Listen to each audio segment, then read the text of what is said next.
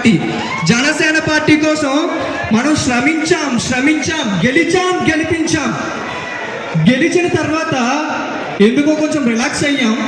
మనం ఆయన్ని ఉప ముఖ్యమంత్రి స్థానంలో కూర్చోబెట్టాం. ఇది మన ప్రతి పథకాన్ని ప్రజల్లోకి తీసుకెళ్ళాలి. ఇవన్నీ చేసి మనం కష్టపడినప్పుడే మన కోరిక నిజమవుతుంది. అనియా దశాబ్ద కాలం నిరీక్షణ తర్వాత నాకు అవకాశం వచ్చింది అనియా. ఒక 2 నిమిషాలు ఎప్పటి నుంచో మీకు చెప్పాల్సిన మాట ఒకటి చెప్పేసి ముగించుకుంటాను అనియా. 2017లో ఔత్సాహికుల ఎంపిక ప్రక్రియ అని చెప్పి విశాఖపట్నం అంబేద్కర్ కాలనీలో పెట్టారు, అంబేద్కర్ భవన్లో. అప్పుడు నేను స్పీకర్గా సెలెక్ట్ అయ్యానయ్యా. 2018 జూన్ 6వ తారీఖున నర్సీపట్నంలో ప్రజా పోరాట యాత్ర చేసే సమయంలో మీతో 10 నిమిషాలు మాట్లాడే అవకాశం దొరికిందనియా. మీరు నా గురించి మొత్తం తెలుసుకున్నారు. అప్పుడు చాలా ఆకతాయిగా ఉండేవాడిని, చదువు మీద శ్రద్ధ ఉండేది కాదు, తల్లిదండ్రులు అంటే రెస్పెక్ట్ ఉండేది కాదు. నా గురించి విని నేను చాలా దిగువ మధ్యతరగతి కుటుంబం నుంచి వచ్చినాననియా. మా నాన్నగారు 2 ఉద్యోగాలు చేస్తూ రెక్కల కష్టంతో నన్ను చదివించేవారు. మీరు నా కథ మొత్తం విని మీకు జనసేన జెండా పట్టుకునే అర్హత వెళ్ళే వాళ్ళం మనం. నేను కూడా రండ్రా ఎంతమంది వస్తారు రండి, నేను ఒక్కడనే వస్తాను చూసుకుందాం అని చెప్పి అడ్రస్ పెట్టేవాడిని. Mangalagiri party office address పెట్టేసేవాడిని.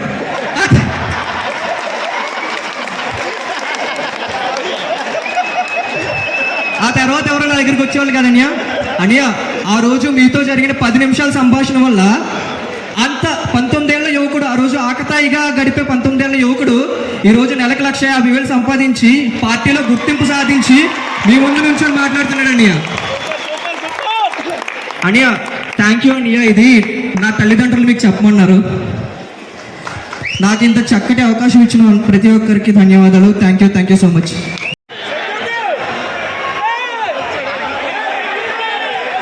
Visakhapatnam వేదిక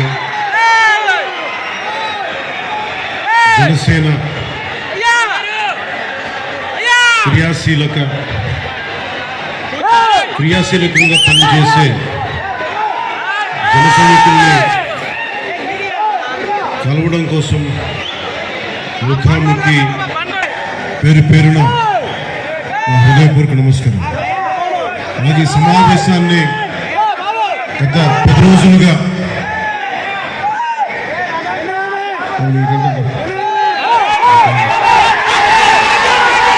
ఈ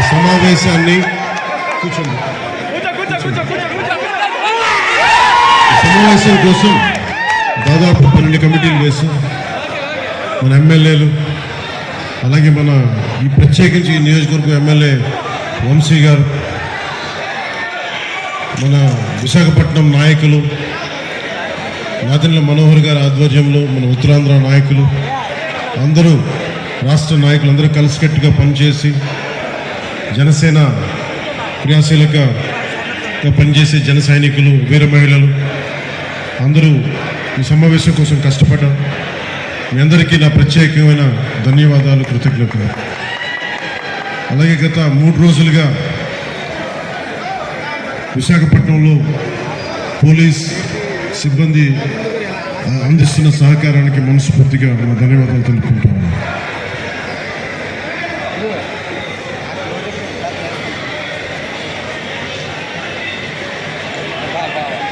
జనసేన 2014లో ప్రారంభించినప్పుడు తెలంగాణలో పోరాటాల గడ్డ తెలంగాణ, అలాంటి పోరాటాల గడ్డలో తెలంగాణలో ప్రారంభించాం. ఆంధ్రప్రదేశ్లో నిలదొక్కున్నాం. ఈరోజు మహారాష్ట్ర నుంచి, కర్ణాటక నుంచి, ఒరిస్సా నుంచి, తమిళనాడు నుంచి అందరూ మేము కూడా వస్తాం. మన పార్టీ ఉనికి అక్కడ లేకపోయినప్పటికీ మేము కూడా దీంట్లో భాగస్వామ్యం అవుతాం అని వచ్చేసిన కర్ణాటక, తమిళనాడు, మహారాష్ట్ర, ఒరిస్సా నుంచి వచ్చిన జన సైనికులకి, వీర మహిళలకి నా హృదయపూర్వక నమస్కారం. మనస్ఫూర్తిగా ఆంధ్రప్రదేశ్ విశాఖపట్నం మేము మనస్ఫూర్తిగా హృదయపూర్వకంగా మిమ్మల్ని ఆహ్వానిస్తున్నాం. పార్టీ ప్రారంభించినప్పుడు దారి తెన్ను తెలియదు నాకు. కేవలం నమ్మకం. సగటు మనిషి, మిడిల్ క్లాస్ వ్యక్తి ఒకప్పుడు రాజకీయాన్ని శాసించేవాడు. అలాంటి మిడిల్ క్లాస్ వ్యక్తులు, మేధావులు రకరకాల విధంగా విడిపోయారు. సమస్య వచ్చినప్పుడు ప్రతి ఒక్కళ్ళు వాళ్ళదైనా పర్స్పెక్టివ్ తోటి, వాళ్ళదైనా దృక్పథంతో ఉండే పరిస్థితుల్లో నాకు అనిపించింది సగటు మనిషి మాట్లాడే కోపం ఎలా ఉంటుంది, ఆవేదన ఎలా ఉంటుంది, వెట్టించి పుట్టింది జనసేన. సరిగ్గా వచ్చే సంవత్సరం 26 మార్చి 14కి ఒక పుష్కర కాలం అవుతుందంటే 12 సంవత్సరాలు. ఈ దశాబ్ద కాలం నిజంగా చెప్పాలి నాకు తెలియలే. నా పిల్లలు పెద్దోళ్ళు అయిపోయారు. ఒకప్పుడు నేను వాళ్ళని ఎత్తుకునే స్థాయిలో ఉండే వాళ్ళు ఇప్పుడు నన్ను వాళ్ళు ఎత్తుకునే స్థాయిలో హైట్లు అయిపోయారు అందరూ. అంటే ఇవన్నీ నాకు తెలియకుండా అంటే నాకు ఎంతసేపు బాధ్యతల్ని మోయటంలో నా కుటుంబాన్ని కూడా మర్చిపోయాను. కుటుంబాన్ని కూడా చెప్పాలంటే ఒకలాగా విస్మరించాను. సినిమాలు దృష్టి సారించలేకపోయాను. కానీ ఏమి దృష్టి సారించలేకపోయినా, దేనిమి చేయలేకపోయినా కానీ నా జనసేన, నా జన సైనికులు, మా వీర మహిళలు, నా సమాజం, నా నేల, నా దేశం, వీటిని మీద ఎప్పుడు దృష్టి అస్సలు సంపూర్ణ దృష్టి పెట్టాను. అన్నీ వదిలేశాను. కానీ దాని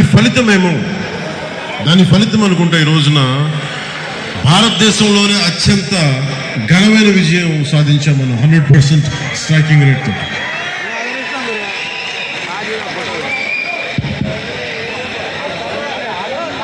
ఈరోజు 150 మందితోటి మొదలుపెట్టే మన ప్రయాణం. ఒక 18,000 మనల్ని నమ్మే జన సైనికులు, వీర మహిళలు వచ్చారు. అదే ఈ రోజున 12 లక్షల మంది క్రియాశీలక సభ్యులు శక్తిగా మారింది. రెసిలియన్స్, ఎన్ని కష్టాలు వచ్చినా ఓరిమితో తట్టుకొని నిలబడాలి, అలాంటి గుణం నాకు ఉంది. కానీ నేను ఒక్కడిని చేస్తే సరిపోదు. అలాంటిది మన జన సైనికులు, వీర మహిళలు మీరు రోడ్ల మీదకి వచ్చి నిలబడి నాకు అండగా ఉండి గుండె ధైర్యాన్ని నింపితేనే ఈరోజు ఇంతమంది వేదిక పైన కూర్చున్నాం, మీకు మాట్లాడగలుగుతున్నాం. You are the unsung heroes. మీ పేర్లు తెలియకపోవచ్చు, మచ్చుతున్నాయి. అందుకని మేము ఈసారి ఏం చెప్పారంటే మేము మాట్లాడటం కాదు, మీరు మాట్లాడితే మా నాయకులు అందరూ వింటారు. అందుకని నేను అందరినీ పిలిపించాను. తెలంగాణ నుంచి కావచ్చు, మన శివ కావచ్చు, చెంచులు యువకుడు. నేను ఎందుకు అర్థం చేసుకోగలంటే ఒక సగటు యువకులు ఎంత కోపం ఉంటుందో నాకు అదే ఉంటుంది. సో 2014లో పెట్టి ఆ రోజున స్టేజ్ పై నిలబడి మాట్లాడినప్పుడు ఎంత ఉద్వేగంతో ఉన్నానో ఇదే రోజు కూడా అదే ఉద్వేగంతో ఉన్నాను. ఆ రోజు ఏ బాధ్యతతో ఉన్నానో ఈరోజు అదే బాధ్యతతో ఉన్నాను. ఆ రోజు ఏ నిజాయితీతో, ఏ సిద్ధాంతాలతో వచ్చానో ఇప్పుడు అదే నిబద్ధతతో ఉన్నాను. దెబ్బలు తగిలిన ప్రతి దెబ్బకి రాటు తేలేను తప్ప నా విశ్వాసం ఎప్పుడు సన్నగిల్లలేదు, నా నడక తడబడలేదు. దెబ్బ కొట్టాలని చేసిన ప్రతి కుట్ర, ప్రతి అడుగు నన్ను మరింత బలపరిచింది కానీ బలహీనపరిచింది. ఈ ప్రయాణంలో నాతో పాటు ఆ రోజు నుండి నేటి వరకు ఏ పదవి కోరుకోకుండా, గుర్తింపు కోరుకోకుండా అవిశ్రాంతంగా పనిచేసిన అన్సంగ్ హీరోస్, ఇందాక నేను చెప్పినట్టుగా you are the real heroes. మీరు నిజమైన హీరోలు. అంటే వివిధ హోదాల్లో భాగస్వాములైన వాళ్ళు చాలామంది ఉన్నారు. నిజాయితీతో మనం అందరం కలిసి భవిష్యత్తు గమనాన్ని ఎలా మార్చచ్చు అని ఈ సుదీర్ఘమైన ప్రయాణంలో నిరూపించారు. లియో టాల్స్టాయ్ చెప్పినట్టుగా the strongest of all warriors are those two, time and patience.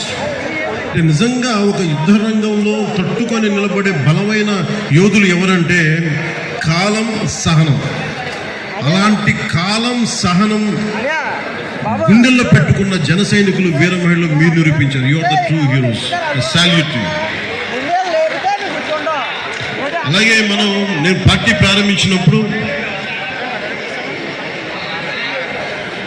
ప్రారంభించినప్పుడు నేను ఏ రోజు కూడా ఊహించలేదు నేను పని చేసుకుంటూ వెళ్ళిపోదాను. కానీ ఈ రోజున తమిళనాడు నుంచి, కర్ణాటక నుంచి, ఒరిస్సా నుంచి, మహారాష్ట్ర నుంచి కూడా వచ్చి జనసేన ప్రయాణం మాకు భాగస్వామ్యం కావాలని చెప్పి చాలా వచ్చినందుకు ఇది జనసేన ఒక ఐడియలిస్టిక్ పార్టీ ఇది. చాలా పార్టీస్ వస్తాయి, నేషనల్ పార్టీస్ దృక్పథం వేరుంటుంది, కానీ జనసేన మీద ఎంత ప్రూవ్ చేస్తారో నాకు తెలియదు. కీలకమైనది ఏంటంటే మన ఏ ఐడియాలజికల్ ఫౌండేషన్ మీద నిలబడ్డాం, దేని మీద వచ్చాం మనం, వీటన్నిటినీ ఒకసారి మీతో పంచుకొని 5 అంచెలుగా దీన్ని మీకు ముందుకు చెప్తాం. ఒకటి, మన ఐడియాలజికల్ ఫౌండేషన్స్ ఏంటి, మనం ఎలాంటి ఒడిదుడుకులను తట్టుకొని వచ్చాం, అలాగే మూడవది భవిష్యత్తులో మనం ఏం చేయాలి, ఎలాంటి ఒడిదుడుకులను ఎదుర్కోబోతాం, వాటికి ఎలా సంసిద్ధంగా ఉండాలి, నాలుగోది ఐదోది చిట్ట చివరిది భవిష్యత్తులో ఇంకొక సమీప భవిష్యత్తులో మనం సంస్థాగత నిర్మాణాలు ఎలా చేయాలి అని పంచుకోవడానికి నేను ఈ రోజున ఈ సభను పెట్టడం జరిగింది. ఒకటే చెప్తున్నా, దీని వెనక మండల స్థాయి నుంచి నేనే కూర్చొని సెంట్రల్ ఆఫీస్ నుంచి నేనే మానిటర్ చేస్తాను. మీరు అడగచ్చు ఎందుకు ఇంతకాలం చేయలేదని. నేను ఒక్కడే, శక్తియుక్తులు పరిమితం, అన్నిటికంటే కూడా you should be time tested. వీళ్ళు సినిమా ప్రభావంతో వచ్చారా నేనంటే, లేదంటే సమాజం మీద ప్రేమతో వచ్చారా, దేశం మీద ఇష్టంతో వచ్చారా, లేదంటే వీళ్ళకి ఏమున్నాయి అవసరాలు, పదవుల కోసం వచ్చారా? నన్ను నేను దశాబ్దం పైన పరీక్షించుకుంటే నేను 14లో పార్టీ పెట్టాను. అలాగే నాతో పాటు నడవాలి అంటే చాలామంది వచ్చారు, మధ్యలో అందరూ రాలిపోయారు. ఒక్క ఓటమి అప్పుడు అంటే మాకు ఏం అర్థమవుతుంది, చిన్నప్పుడు మేము చదువుకోలేదా? ఈ విమర్శించే మహానుభావుల్లో మేము కాలేజీలు డిగ్రీలు మేము వెళ్ళలేకపోయినచ్చు, కానీ చదువుకున్నాం. మేము ఐడియాలజికల్ బేసిస్ చదువుకున్నాం. లవ్ యూ ఏదో మాట్లాడితే మారిపోయా అంటే ల్యాండ్ ఆఫ్ తిలక్ మహారాష్ట్ర ఏం మాట్లాడద్ది, స్వరాజ్యంలో జన్మ హక్కుని చెప్పిన తిలక్ నేలది. అలాంటి నేల కేవలం అది మరాఠీ మాణుస్ అని చెప్పలేదు, ఆయన చెప్పింది మరాఠీ మాణుస్ ఇచ్చిన స్లోగన్ ఏంటంటే సంపూర్ణమైన దేశానికి స్వరాజ్యంలో జన్మ హక్కు అని. సుబ్రహ్మణ్య భారతి సుందర తెలుగు అని చెప్పిన వ్యక్తి, అన్ని అర్థం చేసుకున్న మహానుభావులు, వాళ్ళ దారుల్ని వాళ్ళ ఆలోచన విధానాన్ని మర్చిపోయారు అందరూ. మేము మర్చిపోలా, గుండెల్లో పెట్టుకున్న దాన్నే వాళ్ళు ముందుకు తీసుకెళ్తా ఉన్నాం. ఒకసారి నాకు ఒక నాకు ఇష్టమైన ప్రజా కళాకారుడు గద్దర్ గారికి ఒక మంచి ఒక సంభాషణ జరిగింది. నేను ఒకటే చెప్పాను, తమ్మి నువ్వు మా వాడివి కాదు, నువ్వు వెళ్ళిపోయావు, నువ్వు పక్కకి అంటే నాన్న ఎప్పుడు నేను మనిషిని అన్నా, నేను అందరూ బాగుండాలని కోరుకుంటాను అంటే ఆయన అర్థం చేసుకుని నేను మాట్లాడతా. నేనే చెప్పాను, అన్న ఒకప్పుడు దేవుడు లేడు, దేవుడి మీద నువ్వు పాటలు రాసావు, దేవుడు లేడు విచిత్రమైన ఆనందపడే, నేను తుపాకీ పట్టుకుని నేను నక్సలైట్ కావాల్సిన అవసరం లేదు, ఎర్ర జెండా వేసుకొని నేను మావోయిస్ట్గా మారాల్సిన అవసరం లేదు. నేనేం మాట్లాడానంటే, నేను నా జెండా నేను వేసుకుంటాను, నా 7 సిద్ధాంతాలు నేను మాట్లాడతా, ప్రిమిటివ్ వల్నరబుల్ ట్రైబల్ గ్రూప్స్ కోసం డోలీ మోతలు తప్పించే బాధ్యత నేను తీసుకుంటాను.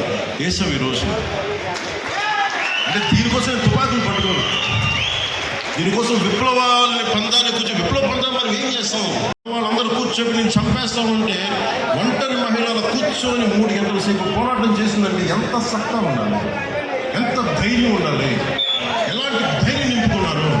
దేనికి అంటే మనం నిలబడతాం, మన సిద్ధాంతాల మీద ఉంటాం, పట్టుదల, అంత బలం, ఇవన్నీ చేయడానికి కదా మనం నిలబడింది ఇక్కడ. ఇవన్నీ ఎలా ప్రూవ్ చేయాలంటే ఒక దశాబ్దం నడవాలి దీని మీద. పవన్ కళ్యాణ్ కూర్చోబెట్టి ఇక్కడ మనకి నోటల్ హోటల్లో ఆపేస్తే చంపేయడానికి పోలీసులు తీసుకెళ్ళడానికి ప్రయత్నాలు చేసి మేమేం భయపడలే, చెయ్యి.